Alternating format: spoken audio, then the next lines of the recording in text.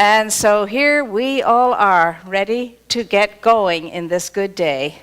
And there's a shadow behind me. I feel it. It's a light shadow. It's a Mrs. McKinney shadow. And I am here for a very special occasion. Yesterday at the Peacemakers gathering, there was a Buddhist nun who really touched me with her opening remarks about mother, and she made the comment about how the word mother to her meant such a peaceful place of being, and it really resonated with me. But I also know that mother is a verb, and it is a very active verb, to mother. And so in honor of that active mothering that Dr. Moira does for us, each individually and collectively as a center, I would like you to join me in wishing her a happy Mother's Day this year. Thank you, Catherine. You made it. Thank you. Thank you all. Thank you so much. Thank you very much. Thank you. That's beautiful. So here we are on Mother's Day, all in that beautiful celebratory frame of mind. And what a beautiful day to look at a happy heart. What a beautiful day to understand and know that a happy heart is a grateful heart. And is not that the heart of a mother? Of course it is. But in understanding what that is all about, that happy, grateful heart, we have to realize that our most essential asset that we have is our ability to take charge of, to take control of our lives. That's our most powerful asset, the ability to take charge and to control our own lives by controlling the interior world of thought and emotion. That's how we do it. Oh, to live life as a ruler and not as a slave. To meet life as a powerful conqueror without any exterior thing commanding us, said Walt Whitman a few days ago. And that holds true to this very day. Oh, to live life as though you're in charge, you're in control. And there's a sense in which we can never be in charge or in control of our lives. But there's another sense in which we can know that we are sovereign beings, and consequently, because of that, whatever comes our way, we can handle, we can meet, we can move through. So there's a sort of a dichotomy around control in regard to the way we live our lives and life and living. So when we understand then that it is given to us to enjoy the freedom and the joy of life because we're in synergy with it, we're going with the flow of it, we're in alignment with it, then there is nothing that's impossible for any one of us. I love the story of the man who walked into the doctor's office and came out of it being told, you have 6 months to live. So when he showed up on Monday, to all the surprise of his working colleagues, they gathered around him and they commiserated with him and they said, well, what are you going to do? And he said, I will do what I do every day of my life. I will show up with a grateful heart, and I will live one day at a time. Well, 10 years later, he's still showing up with a grateful heart and living one day at a time. And we can learn much from that man's sense of the power of gratitude. And gratitude is a power, it is a force to be reckoned with. You see, as small children, we had a sense of gratitude as something that was an obligation. From the time when our mothers used to sit us down, did your mother do this? She'd sit you down at the table, give you the pen, the pad, or the card, or whatever, say, now write a thank you note to your grandparents, write a thank you note to your aunt and uncle, write a thank you note to the neighbors, write a thank you note to the friends for the gifts that you have received. And so, okay, all right already. It wasn't something we very willingly showed up to do ourselves. A few exceptions there. Some of us did like to do that. But mostly children are coerced into sitting down and writing a thank you note. Of course, we don't do that anymore. Children hardly know what a pen and a pad is. But even to get them to text a thank you is very challenging these days. And you hear all the oldsters talking about the youngsters as ingrates, you know, because they never say thank you. And so they're expecting words to flow out of mouths or from a card or a piece of paper to say, your gift is acknowledged and I'm grateful. So we have that sense of obligation around it. And too often, too many of us think of gratitude in terms of saying thank you when we get something. And gratitude has very little to do with saying thank you when we get stuff and things. Gratitude is a power, it is a force. It is not just a reactionary emotion because we got stuff.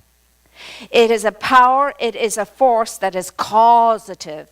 It is a power of attraction. It attracts good into our lives. It attracts good into our lives. Plato said 2,500 years ago, and that's not the day nor yesterday. He said, a thankful mind has greatness within it, and it attracts great things. A thankful mind has greatness in it, and it attracts great things. It is a force. We know that we're not just grateful every now and again when something good happens to us or we get some stuff.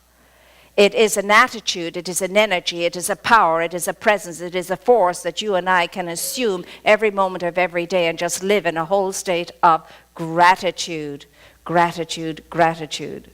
We are, though, most like the donkey, the overladen donkey that's carrying a heavy load. The donkey doesn't know that the load is full of precious things. All the donkey is aware of is that this is a heavy load and I'm weighed under as a result of it. And you and I can approach life like that a whole lot by looking at the weightiness of life and living and never, ever getting to the preciousness of it all, but just to allow ourselves to be weighed down by circumstances, situations, and appearances. And yet, that's a very limited way to live. It's not the way of a ruler. It's not the way of a powerful conqueror. It's not the way of a person being grateful in heart every day, one day at a time. It is a sense of lack and shortage and not having a sense of substance that causes us to count our envies instead of our blessings, because grateful hearts count their blessings. Ungrateful hearts count their envies. What would it be like to count an envy? Oh, look at them over there. They're very fortunate, aren't they? Look at him. He got that great job. And look at her over there. She managed to get a great guy. And look at that house that they're living in. Oh my. You see, that's counting our envies. That's steeping ourselves in ingratitude, in lack, in limitation. And since we're in that state of ingratitude, we will attract to us more to be not thankful about. That's the way it works, the power and the force of it. I am sure that Meister Eckhart, for all kinds of reasons, arched eyebrows many times in his community when he said things like, I never pray a prayer of thanksgiving to God because for God's loving me. I never do that. He says, God has no choice. It's God's nature to love me. And so I never pray a prayer of gratitude to God for loving me. Now, that kind of dichotomizes what he says later on when he says, if the only prayer you ever pray is the prayer of thank you, it is enough. But he's talking about a state of gratitude that understands gratitude as being this force, this power that is attracting good into life and living and being grateful for that. That's what he's talking about. You see, God doesn't need our thanks. We don't need to be thanking God every 2 seconds because God is whole and complete and doesn't need anything. God has no need of anything. You have nothing that God needs, nothing. And so, being that whole and complete thing, gratitude is not for God. Gratitude is for you, and gratitude is for me, because gratitude is what brings us into alignment with the abundant flow of life and living, and keeps that supply open, and keeps that flow going. But the flow of gratitude is like this. It comes in and it goes out. It comes in and it goes out. It doesn't stop here. It's not sat upon. It's not stored away. It's not stashed away. It's not kept out of circulation. Gratitude brings us that understanding and that realization that our needs are always met. And for our needs to be met, there needs to be a flow, because life is movement. Movement. It never ceases to move. It is always moving.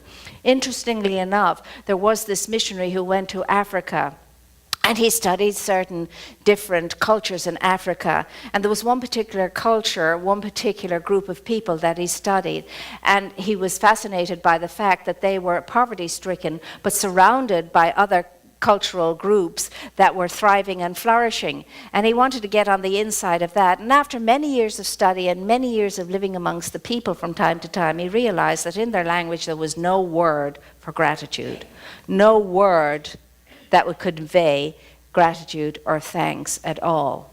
None whatsoever. So they could not confer a blessing on each other. To be grateful is to know that you're blessed. If you look up the word blessing in the dictionary, it says to confer prosperity. I love that. Every time you bless somebody, you're saying, I confer prosperity upon you. You could specialize and say, I confer the blessing of health upon you. I confer the blessing of wealth upon you. I confer the blessing of friendship upon you, whatever seems to be the need in the person. It's a beautiful thing, is it not, to bless, because it is to confer, just like the divine confers a blessing upon life and living and all else besides. And he felt that it was because they had no word for gratitude, so they couldn't experience gratitude. They couldn't confer that blessing of prosperity upon each other, and he thought that that was why they did not flourish and thrive like the other tribes who had that word, who had that sense and had that sensibility. It is so interesting, you know. Where are we coming from? Are we living like the donkey, overburdened and not seeing the preciousness of life and living? Where are we coming from? It was Theodore Roosevelt who said some time ago too, he says, just take what you have. Take what you have. Be aware of what you have. Use what you have right here and now in this moment. Take what you have, use what you have right here and right now.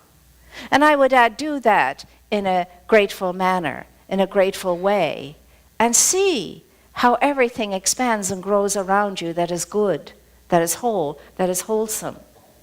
A couple of people I was sharing this morning were coming to visit New York for the very first time. From England, and they had been told various and sundry things about New York. Oh, that's a strange place, that is. Watch out when you get there. It's a dangerous city. It's a dirty city too. Don't go in the summer, it's smelly, and so on and so forth.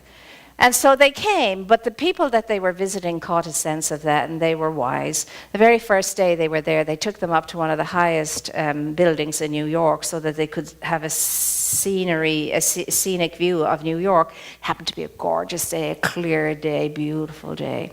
And they looked out over New York, and they were awed. It was a breathtaking view. It was so amazing what they were looking out over. They saw the beauty of it. They saw the symmetry of it. They saw so much wonderful art to them as what they were seeing. And they had this sense, oh, isn't it neat and great and grand to be here in New York? We get to visit it and we get to see. They couldn't wait to go down and get out there and see the city. But if they had just been taken to a certain part of New York and just had a view from the street and the gutter and so on, maybe their whole sense and sensibility would have been different. But they saw it from the highest point of view. They saw it from the highest point of view, and when they got to the highest point of view, they took what they saw with them back down to the ground, and that was in their mind as they explored the city. They had a grand time. They went home feeling great, wanting to return again. So you see, gratitude elevates us, takes us to the highest point of view, takes us to the highest common denominator, has us perceive and look out from that. It is written, John 10:10, I have come that you may have life and have it in abundance. Now what is I?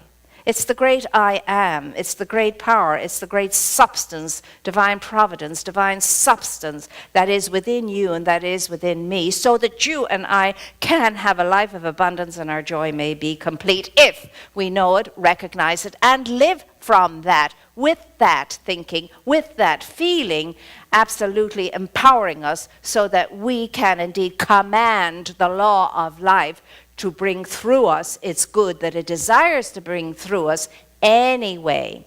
I think the best example of gratitude is the example we get from the master teacher Jesus when the scriptures tell us about his feeding of the 5,000 with so very little. They're way out of the city, way beyond having access to food. And as you know, like good teachers and good preachers, they go on and on and on. So they go on, he goes on longer than is expected, and they're getting hungry. Well, within the crowd, there's a little boy, and he has his lunch with him, and he's very willing to hand it over so that that lunch can be shared. And the lunch is 5 barley loaves, little barley loaves, and 2 fishes. So we are told that Jesus takes what's given, he blesses what is given. The words are, he looked up into heaven as he was blessing. He was not looking up into the clouds, into the search for the sky god up there somewhere. What he was doing, that's metaphorical language for he went up into a higher conscious state of awareness as he blessed what was given, what was there. And the food was shared, everybody was filled, and there were 12 baskets left over. Not alone was there enough, a fullness and a plenty, but there was a divine surplus left over too. And that's what you and I can enjoy as well. We can always have enough, the enough can always be plenty, and we can have some left over too. And out of the stuff that's left over is what we share. We give it away, we share it. And we will never be without the 12 baskets spilling over when we do that. And that is a remarkable reminder to us that with the power that is within us, that power that is more than we are ourselves, that intuitive intelligence within us that works through us, if we work it in alignment with truth, with good, and use it the way it was meant to be used, then none of us should be in need of anything. And nothing can stop us and nothing can block us. But it is our thinking, it is our emotional state that puts the foot firmly on the hose of our good and stops it and blocks it and slows it down. We have to take our unintelligent thinking off that hose and begin to think as all of the great ones thought, from the same greatness that is within you. They didn't have anything going for them that you don't have going for them. They just recognized it and used it intelligently. And you and I can do the very same thing in order to have a life of abundant blessing. We are here to express that blessing. We are here on purpose. We are here with one purpose, and it's to show up and make a contribution and put something in and leave this life better than we found it, because we can. It is given to us. We have the wherewithal. The spiritual wherewithal is with us. And so instead of coming from lack and limitation, we can come from that abundance that is ours to allow to flow through us. Now, why is it then that we're always in lack and limitation over something or another, or we never have it right in that corner over there, even though everything else is okay here? That corner over there could be better. It's because we're over-identified with the humanity of ourselves. And I say it all the time, and it's the truth. We're over-identified with the egoic mind that is always in fear and trepidation, always in lack, always in shortage, always combative, always defensive, because it's so full of fear.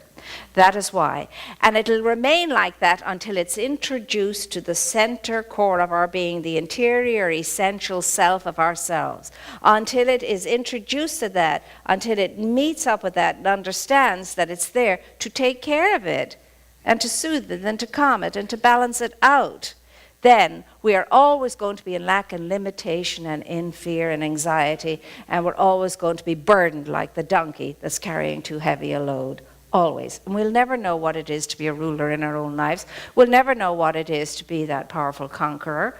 We'll never know what it is to use that power of gratitude as a source of fullness and plenty that flows through us to bless our lives and then flow out from us to bless the lives of others.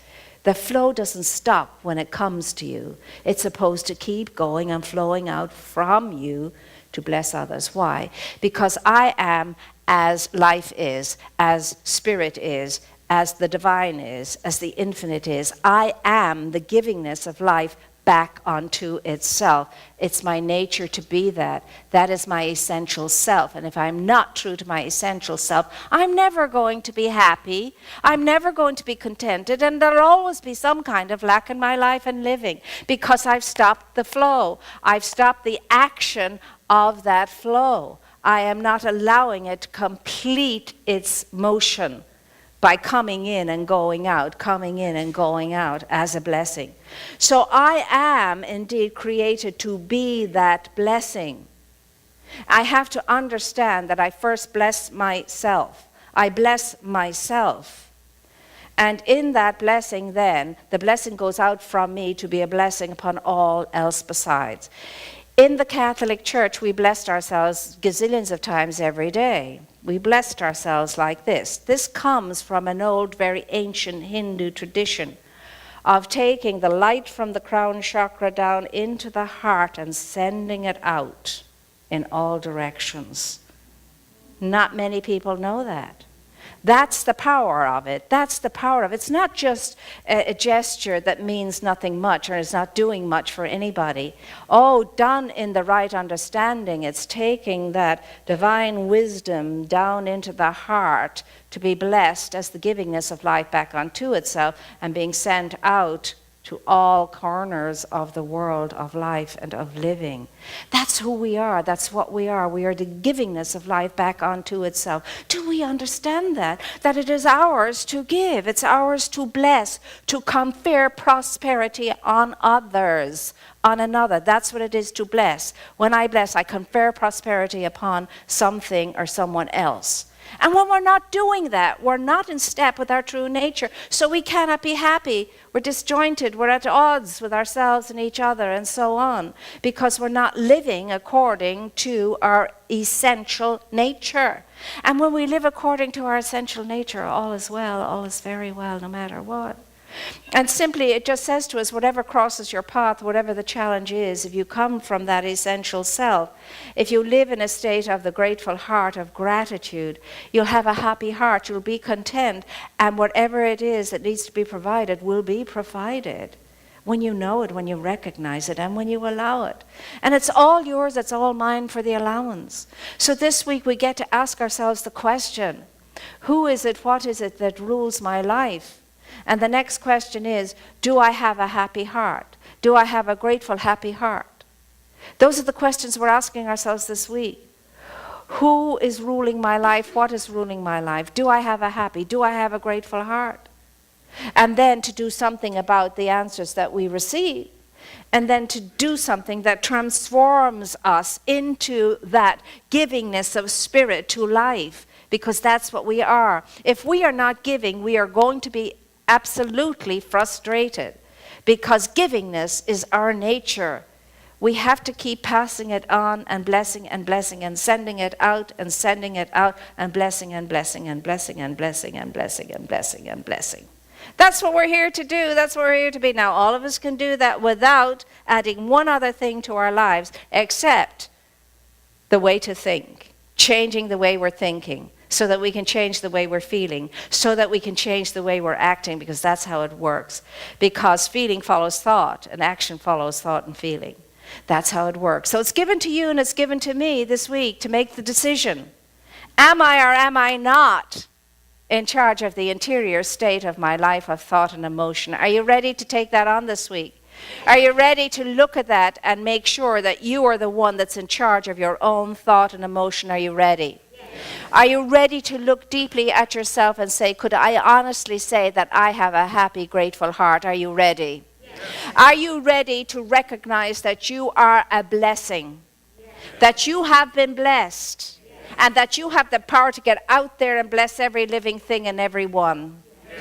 Are you ready then to make whatever changes are required for your life to flow in abundance? Yes. Do you understand that the power of gratitude is the power of attraction And that it is given to you and to me to not wait to be grateful for something happening in our lives or to be given something, but that it's a state that is in ourselves every moment of every day if we so decide.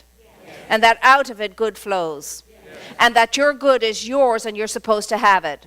And that your good is yours to share. Understanding that when you share, you're thrice blessed. And it comes back at you, pressed down and spilling over. When are you going to start the process? And so it is.